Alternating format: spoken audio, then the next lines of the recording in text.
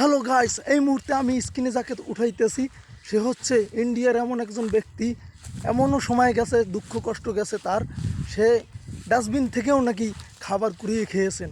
সে আজ ইন্ডিয়ার একজন সকলের প্রিয় মানুষ, হাজার হাজার কোটি মানুষের বন্ধু, মানবতার ফেরিওয়ালা হুসাইন মুনসিরি।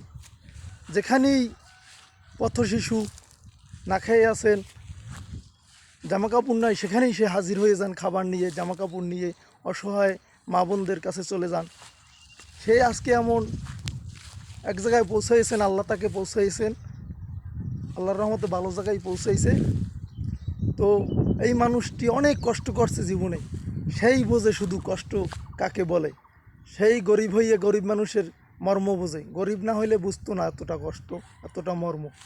তো তাকে যদি ভালো লেগে থাকে এই ভিডিওটা সবাই শেয়ার করে দেবেন। ধন্যবাদ।